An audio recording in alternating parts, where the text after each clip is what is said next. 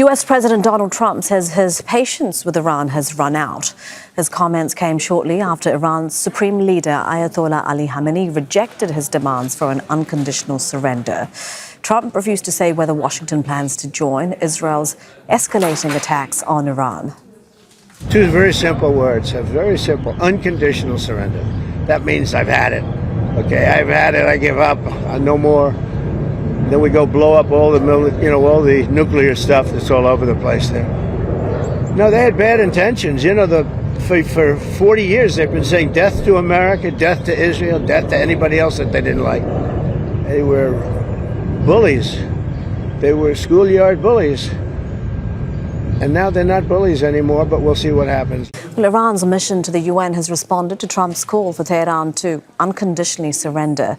In a social media post, it reads, "No Iranian official has ever asked to grovel at the gates of the White House. The only thing more despicable than his lies is his cowardly threat to take out Iran's supreme leader.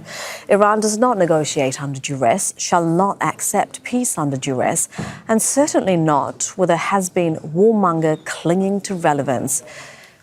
Iran shall respond to any threat with a counter-threat and to any action with reciprocal measures."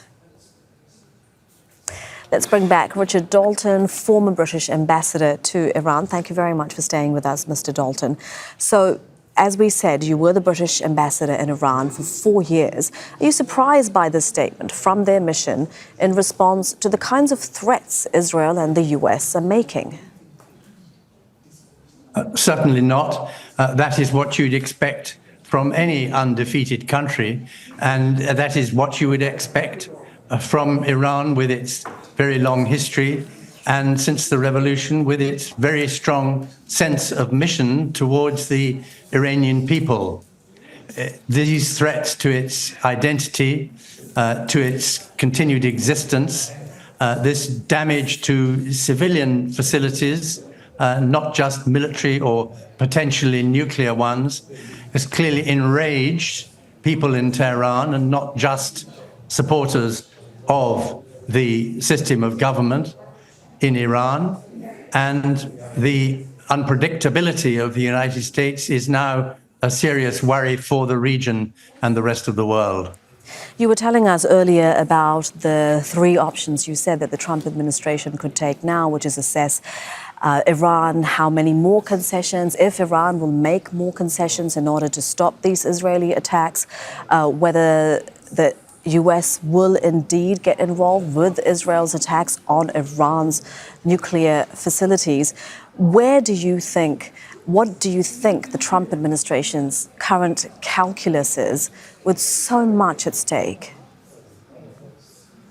Well, they will be wargaming the effects of a use of B-2 bombers with bunker-busting bombs on Fordo. The idea is that you put one of these things down, which makes a damn great hole, and then you drop another in exactly the same place, thereby penetrating through scores of meters of rock and concrete to destroy or seriously destabilize the machinery, the people inside the facility. So they will be assessing their chances of achieving that difficult military technical feat. Secondly, they will be assessing what Iran is capable of by way of retaliation against American lives, American facilities, American bases, and America's allies in the region if it is perceived that allies are playing a role in the United States' action against Iran. There would then be technical military advice on the options from President Trump's advisors. And he will also assess the ferment in the United States about whether or not he should breach his commitment to the American people not to entangle the United States in more wars, particularly Middle Eastern wars. And he'll have to take account of the longer range horror, disgust, and shame of Americans, and indeed of so many in the rest of the world, at a country like Israel that has just bombed and destroyed the Iranian Red Crescent headquarters, a magnificent institution which assists, like Red Cross bodies do, everywhere in the world, humanitarian crises, and day-to-day worries and needs of ordinary Iranians, as well as being in the front line of response, as I saw personally in 2003, to natural disasters.